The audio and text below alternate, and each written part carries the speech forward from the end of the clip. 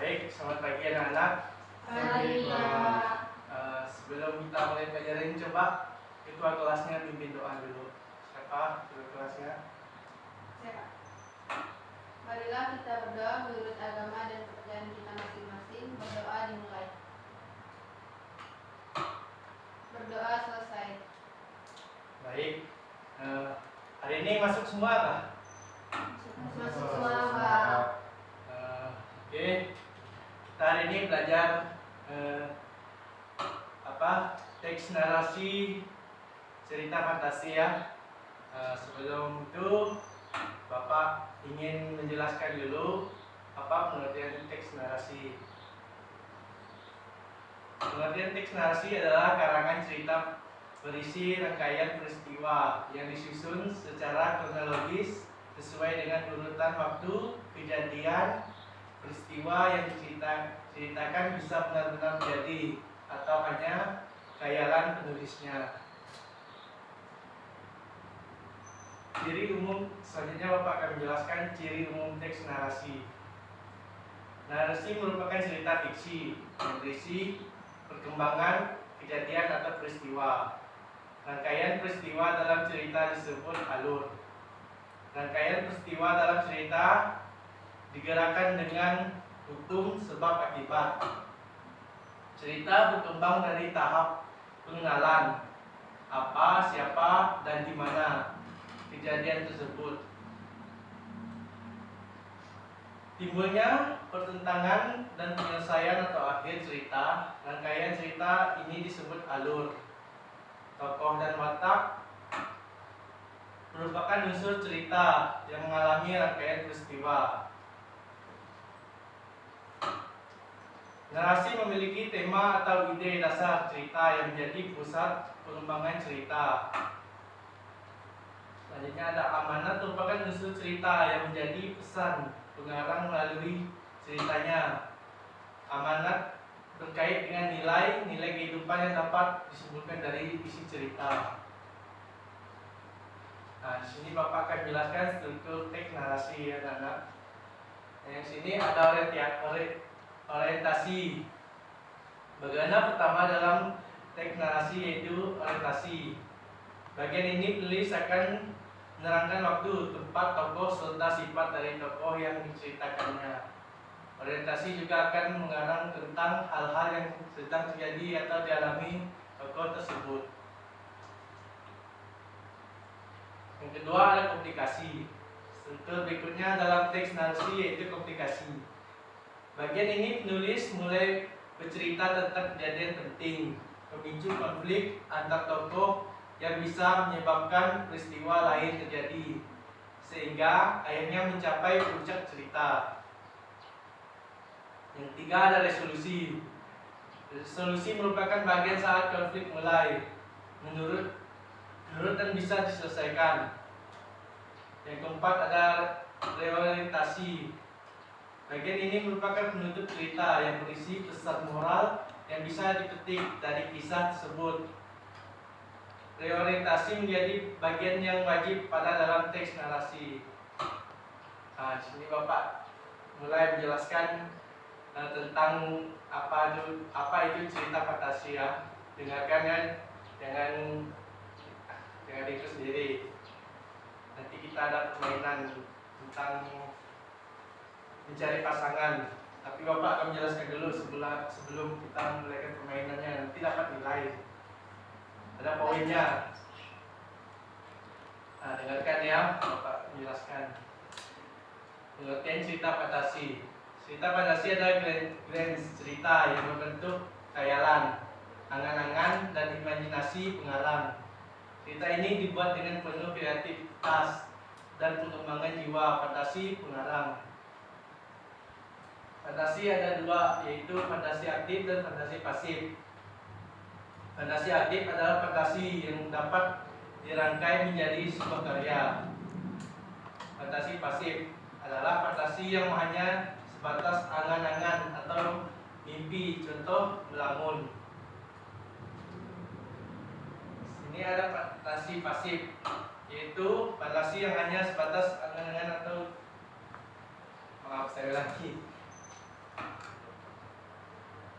Contoh cerita fantasi ya. Di sini ada Gundala Putra Petir, Si Buta dari Batu, Wiro Sableng, Saras 008, Panji Manusia Milenium. Ciri umum teks cerita fantasi sebagai berikut. Sini Bapak akan menjelaskan ciri umumnya ya. Yang pertama ada keajaiban atau keanehan dan juga misteriusan. Cerita ini menggunakan hal-hal supranatural atau misterian, kegaiban yang tidak ditemui dalam dunia nyata. Cerita fantasi adalah cerita fiksi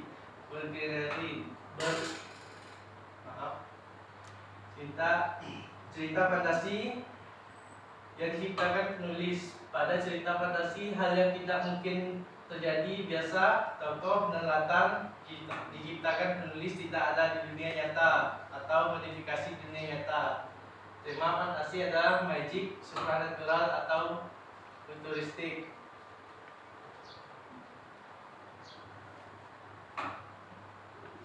Yang kedua ada ide cerita. Ide cerita terbuka terhadap daya hal penulis, tidak dibatasi oleh realitas atau kehidupan nyata.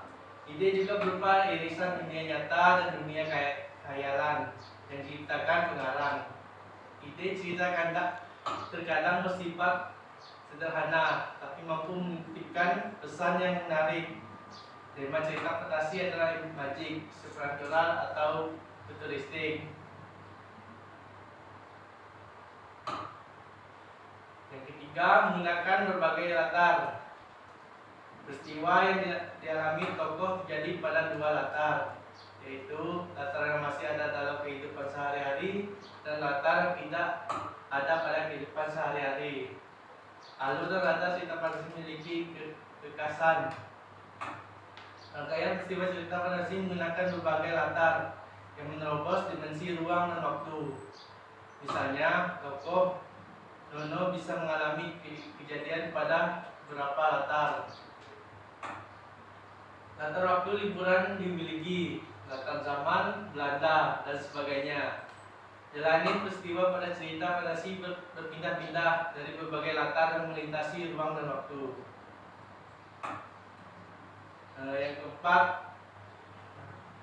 Yang keempat, tokoh unik.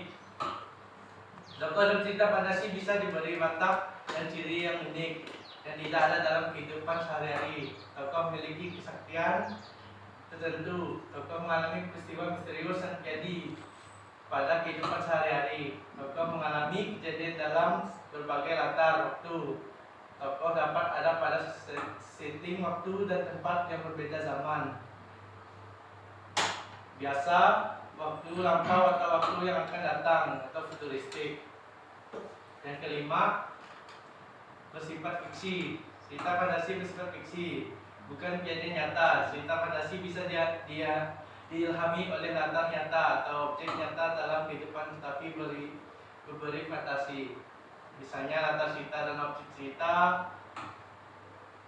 Agustono diilhami hasil observasi penulis terhadap Komodo dan Pulau Komodo. Tokoh latar difantasikan dari hasil observasi objek dan tempatnya. Yang keenam, di sini ada bahasa. Penggunaan bahasa sinonim dengan emosi yang kuat dan variasi kata cukup menonjol. Bahasa yang digunakan variatif, ekspresif, dan menggunakan ragam percakapan, bukan bahasa formal. Yang terakhir Bapak akan jelaskan jenis cerita fantasi ya. Cerita fantasi memiliki jenis. Cerita fantasi total dan irisan. Jenis cerita fantasi berdasarkan kesesuaian dalam kehidupan nyata. Ada dua kategori. Pertama, kategori cerita fantasi total berisi fantasi pengarang terhadap objek tertentu. Pada cerita di kategori ini, semua yang terdapat pada cerita semua tidak terjadi dalam dunia nyata. Misalnya cerita fantasi Nagata itu total fantasi penulis. Jadi nama orang, nama objek, nama kota benar-benar kan pengarang. Yang kedua, cerita fantasi irisan, yaitu cerita fantasi yang menggunakan fantasi, tetapi masih menggunakan nama-nama dalam kehidupan nyata, menggunakan nama tempat yang ada dalam dunia nyata atau peristiwa pernah terjadi pada dunia nyata. Oke, itu tadi materi yang Bapak jelaskan. Sekarang gimana kalau kita mengadakan permainan? Setuju enggak? Di sini Bapak memiliki kartu, ada 4, nanti masing-masing Bapak tunjuk ya. Bapak Paulus, ambil pilih salah satu kartu di sini.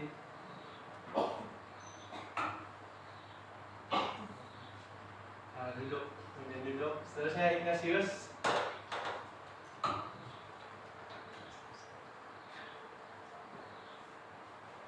Selanjutnya Mbak Isma, ambil.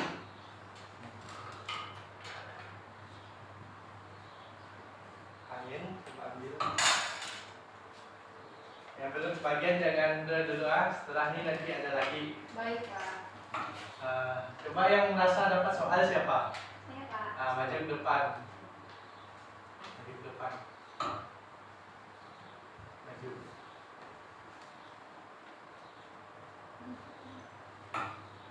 Paulus dapat soal sama Ayen ya. Coba Paulus dulu bacakan soalnya apa? Soalnya, apakah yang dimaksud cerita fantasi? Siapa yang merasa dulu pasangan yang mendapatkan jawabannya? Yang dapat jawabannya siapa? Silakan. Maju. Ini menjadi permainan pasang-pasangannya. Otomatis. Seterusnya dan Ain bacakan soalnya. Bagaimanakah cara menemukan ide pada penulisan cerita fantasi? Berarti yang dapat itu pasti Ignatius ya. Saya, Pak. Maju. Maju ke Pak. Iya, maju. Terus pasangan yang pertama ini coba bacakan apa jawabannya tadi yang dibacakan oleh Paulus. Kalau bisa Paulus bacakan soalnya kembali, terus dijawab oleh Isma. Oke, saya bacakan kembali soalnya. Apakah yang dimaksud cerita fantasi? Jawabannya, yang dimaksud cerita fantasi adalah sebuah karya tulis yang dibangun menggunakan alur cerita yang normal, namun memiliki sifat imajinatif dan khayalan sementara. Benar sekali, pasangannya nanti mendapatkan poin ya. Bapak kasih di bawahnya. Pasangan silakan duduk untuk pasangan pertama. Nanti pasangan kedua coba bacakan sama seperti yang tadi. Baiklah, saya akan membacakan soalnya. Bagaimanakah cara menemukan ide pada penulis cerita fantasi? Jawabannya, cara menemukannya adalah ide jangan mengamati objek nyata, lalu diberi imajinasi menemukan ide cerita fantasi. Dapat dilakukan dengan melakukan pengamatan terhadap objek atau peristiwa di sekitar kita. Ya, nah sekali nanti Bapak kasih poin ya. Silakan duduk untuk yang pasangan nomor 2. Ya, sudah. Ini boleh Pak. Kembalikan ya untuk yang nanti ada lagi. Kan tulis 3.